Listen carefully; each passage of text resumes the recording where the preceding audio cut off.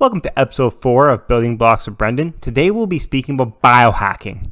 Before this conversation with Brittany, I knew very little bit about the industry or really what biohacking was. All I knew about it was that you're supposed to put butter in your coffee. Although, after doing some research, I learned you have to use a blender to blend the butter in, and there's many other steps involved. All I was doing was having high-fat coffee and thinking I was healthy, which was not the case at the time. Today's conversation is very interesting because not only are we speaking about what biohacking is and how she actually ventured into physical products, which was never her plan initially, but how she started to develop her brand. What was interesting about Brittany's story, and we'll hear during our conversation, was that how it wasn't a overnight decision. There was many years, in fact, 4 years of planning before doing her undergrad. She actually started developing her own following. So when she was graduating, she'd be actually able to start her own business right away, which is a very interesting perspective, how a lot of times building a brand is very important no matter what you're going to do. Where the conversation changed, and what's very interesting, is how she's actually starting her own new business now in EMF underwear, and that was something brand new to me. Obviously not too familiar with women's underwear or really what EMF was or really all that sides of preventing radiation and everything, but what was very interesting, where I took a lot of inspiration from, was how she used her own fan base, her own brand, and her own following to develop a product while also minimizing risk. She was able to get feedback through all steps and all iterations of her product, and actually right now is opening up to pre-orders for her product, meaning that there is no huge upfront capital cost for her to start and develop this new product, which I found very interesting. This really goes to show you that no matter what industry you're in, having a following and having some people that look up to you, but also that can give you inspiration, but most importantly, that you can bounce ideas off of, is pivotal for any business, no matter what it is. This conversation was eye-opening to me and really made me look at different ways where I can better my life, but most importantly, look at my health as something that it should be top priority. Hopefully you all enjoy this episode and learn to live a little bit healthier life. Great to connect. I know we really haven't spoken for like 5 years. We knew each other from a summer camp, then from university, went to Laurier.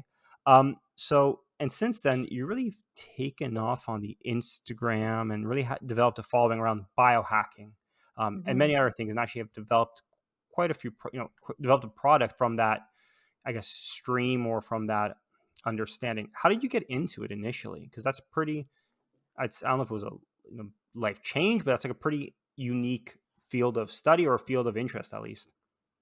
Yeah. So back in high school, kind of in university, I was dealing with health issues and really found a lot of success from working with nutritionists and naturopaths and just people outside of medical doctors, and really fell in love with natural health during that time. But went to university, studied international relations and global health, and it was quite different from what I'm doing right now. And then came out, started working in the corporate world, and went back to school in 2017 and studied to be a nutritionist. And so I am a registered nutritionist by trade, but I am also a biohacker and kind of work in that field.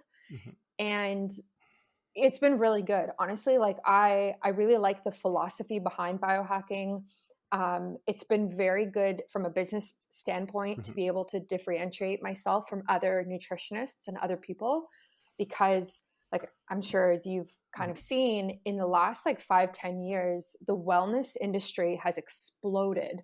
So you really have to kind of find your corner of the internet and learn how to build a business there and monetize it and really grow. And that's kind of what I've done with biohacking, and it's been fantastic. And yeah, it's fun and it's exciting. And how would you define biohacking? I know everyone kind of has their own definition, their own approach. What would your definition be of a biohacker or biohacking in general? Yeah, so my definition is holistic self-care for optimal health. And so what that means is holistic self-care. So instead of only looking at nutrition or fitness or like a single pillar of health, it's very whole and holistic in nature. And we look, like with my clients, we look at sleep and stress and your mental health and your relationships and everything that makes you you. And then we kind of can assess better why you're dealing with the symptoms that you're dealing with. And then from that point, we look at optimizing your health. So it's not about being perfect and creating perfect health, because that doesn't really exist. Mm-hmm. It's just about how can we help you be more productive or be happier, or whatever the goal is, right? So Mm-hmm. um, there's lots to look at. And that's why I'm in the biohacking world, is like I really like the holistic approach, Mm-hmm. because that's what I do in my own life and I have a lot of success with it. So that's kind of where I'm at now. And it makes a lot of sense. I mean, coming from the specifically the mental health landscape, a lot of people don't realize that, everything's so interconnected. Your sleep, your diet, your Mhm. exercise, your happiness are all really interconnected, and typically all of them have to be on a well, either whether it be even playing field, or at least any of those which can be optimized can help overall. So, better sleep quality has a dramatic improvement in your mental health, and especially in your happiness in day-to-day life. But one of the things that always seems, or I'm always interested in, is how you stand out. So, if you go Mm. on Instagram, you go on anything and you look up nutrition advice, biohacking, there's hundreds and hundreds of thousands, and some great quality, and some people really just making stuff up. So how were you able to stand out and really have your success in a quite a busy and um, intensive Instagram ecosystem? Yeah, Instagram is tough. I think that because I joined the biohacking bandwagon in 2018, I was before a lot of people who are into it Mhm. now. Yeah. Um, so it was kind of being early to the game. And yeah, my business is called Biohacking Brittany. It's so Mhm. obvious and so simple, and people remember that. So definitely, like, when I joined is a big factor. But the Mhm. other thing is the leaders in the biohacking field, most of them are male. So Oh. there's very few, like all of the other female biohackers who have businesses who are, Mhm. somewhat known in the industry. Like I know all of them, and there's probably like five of us, Oh, maybe wow. in total. So when you're a female, and like again, you have something that is so specific and differentiates you from everyone else, it's kind of easy to build a Mhm. following and build a customer base, Mhm. because I'm not Dave Asprey. I'm so different, right? Like, so Mhm. it's interesting from that perspective. And one of the reasons I joined biohacking or thought about it back in 2018 was that, like, I saw the lack of females leading in the space. And I knew that if I like kind of started to own it, like it would equal success. So, And why do you think it's such a male dominant space? I would assume it would be close to 50-50, especially around the nutrition aspects of it. mm, I think wellness is very female focused. Mhm. Um, and of course, like wellness and biohacking very much like overlap. Um, but the word biohacking itself is very masculine. Um, Interesting. and I think, like, just the way that it sounds. Yeah. And I think the people who, like Dave Asprey, Ben Greenfield, again, like the people who are the loudest voices in the biohacking world are male. So it's Mhm. almost like they've created this male following. Um, yeah, it's interesting. But it's interesting when I look at my analytics, right? So Mhm. on Instagram, I think it's like about 65% of my following is female. But then on my podcast, it's like 75% of my listeners are Mhm. male. So it is interesting to break it down like that. But yeah, again, like yeah, I don't know. Like, I don't know exactly why. Mhm. I don't know. I don't know what it is about biohacking that in the beginning it was so male dominant. Like maybe the philosophy around it, maybe the idea of optimizing health is seems more masculine. I'm not quite Mhm. sure. I think you might have hit the nail on the head there with like whoever was the initial loudest speakers or the first people to really introduce it to the masses. It could be one Hmm. of those things where I'm not sure if it is as relevant within uh, nutrition or in biohacking, but compared to fitness, you kind of, if you want to look like Mm, someone or be like someone, if you can imagine yourself being that person, it's a lot easier to kind of follow them as well. And it could be a similar yeah. thing where if it started as, many of the thought leaders being males, got more males interested. And eventually then probably now it's building out more to being more gender neutral, or at least having people like yourself care really to the female audience, but most importantly, just have different perspectives. I mean, when you look at Yeah. anything nutrition related, it's wild how drug testing and anything like else like that was only ever tested on males for like many years until they realized, oh, we should probably consider females for trials and other things. Hmm. And very unique idea. And I'm just surprised overall how you, with your even your demographics, how it broke down there. But Hmm. it's very interesting, right? Like you're saying right now, very hot topic, a Hmm. lot of hype around it. Um, Now, one of the things I always struggle with, or when looking at anything regarding around this field, was it seems like a lot of times it's very trend heavy versus Mm. long. I don't know if the word is longevity heavy, but a lot of times if you follow some other people's pages, every week it's do this, do that. This one study says this one study says that. How do you parse through all that information and kind of develop a philosophy for yourself? Because I mean, you're always learning, but like I feel there's always contradicting things. If you look up the opposite, you can always find the opposite. How are you able to Mm. stay on like a guided path that isn't, you know, wild, or that you're always changing, every single week? Mm. Yeah, I mean, there's a lot of conflicting evidence for Hmm. sure in the health world. I think personally for me, I know what works for my body Hmm. and I've had a lot of experience. So I started playing around with healing naturally and being healthy when I was 16. Like that was what, 11 years ago? So you kind of learn as you go. Um, it's hard though, because your body does change, right? Like you Hmm. go through different phases and you grow. With women it's different too. You can Hmm. get pregnant and then you have a kid and your body's so different, like there's all these different things going on. Um, but for me, I know what works for myself, and that can be a good thing and a bad thing. Like just because it works for me doesn't mean it's going to work for my clients.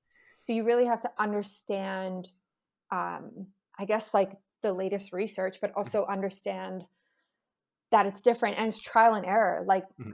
people who go to a naturopath or a nutritionist, they know that it's trial and error. They know Hmm. that they're going to try this supplement for 3 months. Okay, it might not work.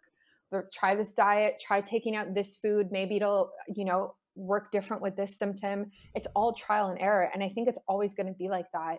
Hmm. Um, what we're seeing now, a lot of is like tests. So, Hmm. like home based tests that really speed up this process. Yeah. So, testing, your gut health, testing Hmm. blood biomarkers, biological age, all of these different things, which is very, very cool. And I love that stuff because it really gives you data and then you can quantify yourself and go from there. And that's a very biohacking thing to do, is like quantify yourself. But Hmm. um, Yeah. it works, right? So, Mhm. It's very interesting you touch on that. I just finished the book Deep Medicine, which kind of talks about AI within the healthcare space. And one of the big things cool. was in personalized nutrition. So the ability to really, I mean, right now, gut biome, very much a buzzword, but very Yeah. common right now. But how that they've been able to really do those at-home tests and really figure out instant responses to all the different types of Yeah. pretty much your gut biome, and be able, like you're saying, develop a personalized approach to everything in life. But Yeah. what you really touched on, which was very interesting and something I feel isn't communicated that often, is the idea of you have to try things out. Like Hmm. it's impossible, I would think, to really say, okay, for you, after a few minute consultation, this will for sure work for you. And I think for a lot of people, especially you see all those, and maybe that's the reason why there's so many fads, especially within the fitness industry, let alone nutrition industry, where it's okay, this week, it's all on curls. Like this is how we're gonna do them. This is how we're gonna change everything. But people don't realize that everyone is quite different, and there is some trial in there to figure out how to optimize. I guess that's the buzzword as well, but how to optimize oneself. It does take more than just filling out a quick survey online and saying, oh, this is you as a person. And I can categorize you that easily. Yeah. But Yeah. what is super interesting though is I've been following you on Instagram now, like religiously. Is that now you went from health, nutrition, biohacking, and now you're getting to product development, which Mm. I mean I would think is similar thought pattern of you being an entrepreneur, kind of starting your own business, but now getting to the product side of things. How did that come to be? Because to me, it seemed like not a huge jump, but like a different approach and a different product line. How did you come up with that idea, and kind of what is the plan with it? I keep seeing your mock-ups on Mm. your Instagram stories, and it seems like a very unique field that isn't really being uh, that, I guess, starting to blow up more, but isn't that popular yet. Yeah. So, it was never my plan to create a physical product. I have been working online, even before COVID. I think I'm an online entrepreneur, like, I don't know, 3 years coming up this fall. So yeah, like I've always been online and that was always the intention. And to come up with a physical product was kind of out of left field.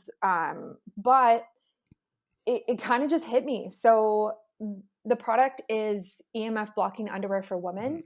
And so EMF is electromagnetic frequencies. mhm, And what happened last year for me was my menstrual cycle started to become super irregular. mhm, And I started becoming very aware of things that were impacting that. And um, yeah, so nutrition is good for me, lifestyle is pretty good. And then I was kind of thinking about it, and I was like sitting at my computer day in and day out, working online, got my phone, got my Wi-Fi router in an apartment, just surrounded by electricity, and also radiation, cell phone mhm, towers, all these things. And I was like, okay, like I feel like I am just being like charged, like this, like mhm, I just don't feel good. So I went out last summer. I think it was last summer. Yeah, I bought a EMF blocking blanket, mhm, and I started every single day like sitting with this blanket on my lap at work, being like, okay, I'm protecting my ovaries. I looked at the research. There is research that shows that EMF can impact your ovaries, delay ovulation, impact fertility, impact pregnancy, all of these things. And I was like, okay, I'm protecting myself. I'm wearing this like little blanket. mhm, And then in October last year, I was just sitting there with this blanket and I was like, this is so stupid. Like, never in a million years, if I worked in corporate, would I take a blanket with me to an office and sit with it on my lap. Or if I'm working downtown in a coffee shop or walking on the streets in a busy city where there's tons of radiation everywhere around you, right? Um, and I knew, like, through the being in the biohacking world, I knew there was underwear for men. There's a couple of really big brands that have made it for men because EMF can decrease testosterone in men and decrease sperm motility, mhm, but there's nothing for females. So I like go on Google and I'm like, okay, like let me order some like EMF blocking underwear for mhm. females. And there's one pair on Amazon and it's a literally like granny panties. I would Yeah. never wear it. Like, as someone who wears Lululemon all the time, like I can't have like lines everywhere. Like it has to be functional. It has to make Mhm, sense. And I was like, okay, this is so stupid. Why is there nothing that I could buy? And I was like, okay, like I'm just going to make this product for myself. Like I see the problem. I'm going to create the solution and I am the customer. So, and my following is all about this. mhm. So let's just kind of throw this and see if it sticks, Um, and here we are 6 months later. I'm opening up for pre-sale April Mm. 1st, which is in a couple weeks, and I found the fabric. I have the designs. My website is being redone right now. There's all of these things happening. So yeah, That is so exciting. And I mean, your story seems to be almost repeating itself where, you end up looking into an industry or into a product, realize it's heavily male dominant, and really just bringing the female perspective, or at least a different perspective to it, to ensure it's almost accessible to everyone, from your yeah, experiences, being able to build something that works for you, but also would work for other people who'd be in this interested in the similar, especially in the similar lane, especially in the biohacking world. But yeah. what's Mm. really interesting to me is how you think of an idea. You're like, I want to build this. I want to create this. Now what? Like, what was your first step? Was it like calling manufacturers, like going on Alibaba? Like, how do you go from an idea, which is, I think, the always the hardest leap, an idea to actually trying to develop a product? What was the first step, and was it like a weekend? Was it like a few months? Like, kind of what was that early transition? Yeah, great question. I think in the beginning, I just sat on the idea for a bit because I had to really let it just like manifest, and picture what it was actually going to look like. And then because I have, somewhat of a Instagram following, I took it to my audience. Like I think that was probably the first thing I did. I posted an Instagram story on it. And I think that Instagram story is honestly still up on my profile. And it was like, there's nothing out there. Would you be interested in me creating this product for you? Essentially. And seeing how many people replied. And yeah, I continued talking about it to my audience, and I still do. Um, Over, I think, October, November, December, looking at fabric. Every time I'd research it, I'd just talk about it. And people just kind of became like, I'm excited for it. Like, when is this coming out? Have you thought about this? What about the design? Like, and yeah, I think it's different when you have an audience to fall onto. I think if you're starting a business and starting a product with nobody and it's just yourself, I think it's a very different ball game, and it's probably a lot harder. So that's, yeah, I just take the feedback and I just, yeah, I guess that's what I do. I mean, what you're speaking of, although with your following may seem easier, I mean, I really do think anyone can do it. Hmm. And one thing you're really touching on is the idea of just getting feedback and getting, and for you, you had, I wouldn't say luck because you have to build your following, but you had the ability to get connected people who were probably similar minded or at least interested in similar products, and got almost a small, well, pretty large focus group to give you feedback. But I think anyone has the ability to get feedback. But what is important, which you brought up, is asking questions to an audience is so important. I know so many entrepreneurs or people who have an idea and they kind of say, oh, if I tell someone else, they're going to just make it themselves. But you quickly learn that, like, when you trying to create this product, you can't just Google and get something made like instantly. It does take a long time. And most people will likely prefer to buy it from someone, especially if they, if you listen to their feedback. And one example I always compare this to is like growing vegetables. Like if you sell a cucumber, if this was an idea, you'd be like, oh, I can't sell cucumber seeds because everyone will just grow cucumbers. And I can't sell them in the farmers market. How many people do you know grow all their own food? No one. Like Yeah. very few people. But if you ever look to buy seeds for anything, they're so cheap. You can easily grow carrots and never have to buy carrots again. Yeah. But you buy them because it's accessible, easy to use, and a lot of times there is a brand attached to it. And it's so funny how um, when you talked about kind of going from biohacking to these underwear, it's in the wildest dreams, it's never, it seems like the most unsexy thing ever. To some extent, we were like, oh, I'm going to be making underwear now. But you really found you're almost doing the opposite. You're taking something that wasn't sexy at all, at least making it more, like you said, more functional overall. But Hmm. what you really touched on was something interesting was finding something that there was a problem you had and you realized that other people had it as well and just took the Hmm. initiative to go out and create it and at least develop it. And I know you're saying, so you're saying pre-sales are launching April 1st, or is that when you're advertising for pre-launch, or kind of what's the timeline looking like? Yeah. So timeline wise, pre-sale opens April 1st. And that means I'm going to open it for the month of April. And that is because I really want to test the market to see how successful this business can be. So because it's a physical good or a physical product, obviously I have to buy fabric, I have to buy the supplies, ideally more in bulk so it's cheaper, and then manufacture them. But I don't want to do any of that if people aren't actually going to order. Just because someone on Instagram says, yeah, I'm going to buy it, doesn't mean they actually are going to, Mm, right? So now what I've done for the last maybe like 6 weeks or 5 weeks mm, or so, I started a wait list, that people can join on my website. So I have quite a lot of people on that wait list. mm, And of course, like they'll get emailed, when it comes out, and same, everyone will know on social media as mm, well. And then at the end of April, depending on the numbers, which I need to break down, mm, if I have enough pre orders, then I will order the fabric, mm, make it in bulk, and send them out. And if mm. I don't, then we'll see. I mean, it's pretty easy to refund people. Mhm, You know, I already am pretty proficient in software because I mhm, work online. So um, it's a safer way to start a business compared to me just putting like a couple grand into it right now yeah, and just being like, yep, let's do this. Like I want to start just like bootstrapping as much as I can, um, and see mhm. how it goes. Yeah.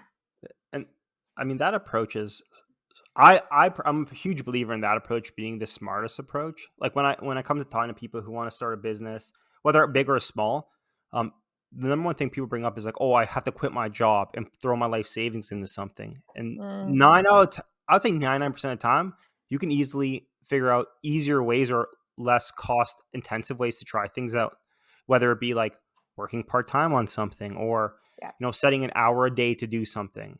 And I mean, your approach makes the most sense, and at the same time you're testing it again.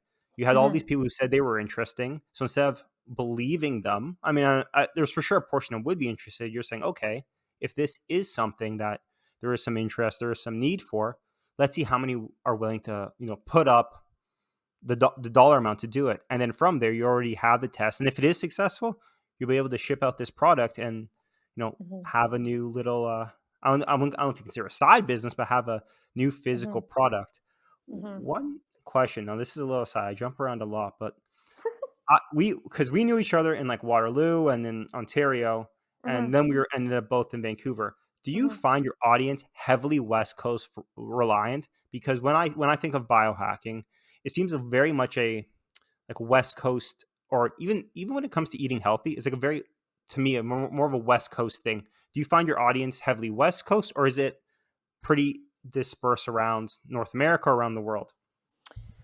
Um, for Instagram, I think it's about, I don't know what the percentage is. I think it's about 50% of my audience is in the States. And I don't know the exact breakdown, East Coast to West Coast for that. Um, West Coast culture, like Vancouver, California, is very healthy, very alternative, natural. Like it's just how it is compared to Toronto, New York City type of idea. Um, but I get clients all over the world, you know, and there are tons of amazing biohackers and biohacking companies that have come out of Europe. Like, I feel like Europe is actually probably leading the biohacking space, and then the States is following because the way that they view health in like Germany, Sweden, Mhm, like very progressive countries, is like it's just so different from the average person in Canada mhm, or the States. And so a lot of the best companies do come out of there. cool. But yeah, in terms of, yeah, I mean, I don't know, right? Like I plan to ship internationally, so Mhm, I don't think that it's going to be a issue for me mhm, personally, but it's tough. Like I also think with business you need to have the market, right? Like mhm, even though it's so out of left field for me to create a physical product, mhm, the physical product is still in the biohacking space. mhm. So it's not like I'm starting like a apartment, I don't know, like a painting business or Yeah, something, yeah. right? And you'd be like, "Cool, I didn't know you were an artist." Like just so random. Like so it's very aligned with the business. Um and also when you create a product, like my thing is like you're going to wear underwear anyway. So Mhm, why don't I create something that does more for you, but it's something you are going to do regardless. Like it's mhm, not this new product that you're going to use once and not understand how it works, mhm. then throw it out, or it's just going to sit in your closet. Like, no, you already do it. So I might as well just upgrade it and make it better. I mean, and even what you said right there makes it's very simple. I don't think a lot of people realize, like, to make a product or make a business, you don't have to really reinvent anything a lot of the times. You can just Hmm. make something that, like you said, there was a blanket. It was a great blanket, but you're not going to be wearing a blanket walking down the street, going on the subway. Especially if you're in anywhere warm, you'd be sweating so much nonstop. Where people are in flip flops and you're in a woolly blanket, and you're just Yeah. like, oh, let's just what the features we were getting from this one product, let's put in other everyday products. And you didn't invent underwear, you didn't invent the EMF technology, but you're like, let's make it together and really make something that Hmm. incorporate or reinvent something that's already being done. And that's such a novel idea, even though there was no like crazy technology. You weren't like, I'm going to use lasers and blockchain. It's like, oh, I'm just going to use everyday products to really better one's life overall. Yeah. But the whole story, it's really interesting while wrapping up here, is that really where this all started was like developing a brand for yourself. Like when you're like, Mm. Brittany, this is who she is. The kind of biohacking with Brittany. This is like her brand. If someone were interested in like starting their own brand or kind of starting a similar journey to you, on the first note, what would it be like? What is the best way in your opinion to really get started, or at least having to build a personal brand? And then secondly, is if someone wants to say like, oh, I want to get into biohacking or I want to be healthier. Like when someone comes to talk to you, what are like the first few steps you tell someone? Because I know it's such a big field. These are like your first go tos. Yeah. So starting your own brand, definitely figure out where your audience is that you want to serve, right? So Instagram is mostly millennials. Of course, there's other people in there too, but it's mostly millennials. If your audience is on TikTok, like focus on TikTok. Like Mm-hmm. I think that's what I in the beginning, it was like I'm just going to focus on Instagram, and you know, eventually everything filters out. Like I have, all these other platforms, Clubhouse and blah blah blah. But it, it's so much work to create that much content across all Mm-hmm. boards. And it's unrealistic to expect that of yourself. So find out where your audience is that you want to hang out with, that you want to talk to. Go on there, show up, figure out what works for you. Is it videos? Is it talking to your camera? Is it educational? Lots of trial and error as well. Like my goodness, my Instagram has just gone through so many different phases. Um, and yeah, figure out what works for you. And it takes time. There's a lot of like imposter syndrome that can come out of it, Yeah. which I've been through as well and still go through. Um, and it takes time. So anytime I get this question a lot, anytime someone asks me this, start ASAP. Like I started my Instagram account the moment I enrolled in school, so that when I graduated from school and I needed clients, I had a following. If I had graduated from school and I was like, oh, I'm going to start a following today, Yeah. I would have no money coming in. I would have Mm-hmm. no business. So start as soon as you can, because the timing matters. It takes a while to build. So that's my advice. And then for biohacking, it's the first step is always increasing awareness of your body. And so that means that instead of buying the latest gadget or even buying my underwear that's coming out, Mm-hmm. do you understand your menstrual cycle? Do you understand your symptoms? Are you sleeping well? How's your stress going? How's your skin? Do you like just becoming more aware of your body is the most important thing, because if you're not aware of your bowel movements, digestion, etc., um, it's going to be hard to fix problems, quote unquote, fix problems if you don't know what's going on, right? Like you really got to increase awareness. You can do it through apps, you can do it through a journal, but really start looking at how you're feeling and what you want to improve. And then you can kind of start looking at biohacks and like how to improve different things. Because most people are just unaware of how they're feeling, to be honest. Like Yeah. I have clients and I ask them questions and they're like, oh, I've never thought of that before. And I'm like, Mm-hmm. okay, well, talk to me in a week when you've like Yeah. tracked it. Yeah. And that's so fun. I mean, both your advice is super good, especially with like starting a brand. Is start instantly, like Hmm. just getting content out there. Because first, it takes time to learn how to create content. It's not Yes. simple, and it'll Yep. take time to develop some success or some following. Like, there's no such thing as really overnight successes. It's always like, oh, I've been working on this Hmm. for 10 years, and then in the year 9 is when things happened.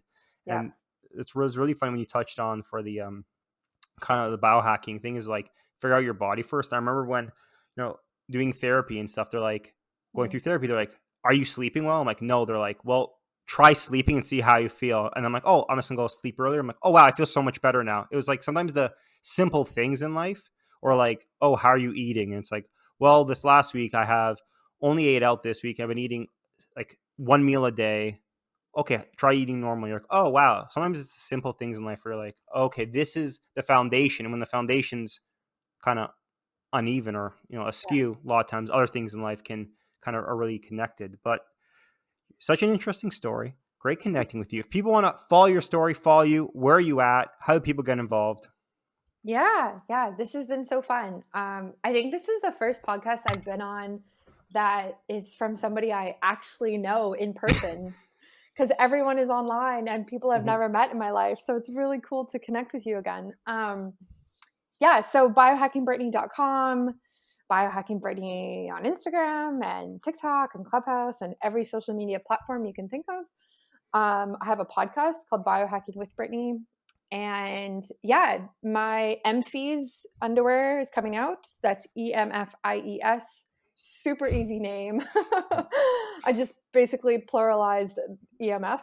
Mhm. And yeah, you can find the link to that in my bio on Instagram.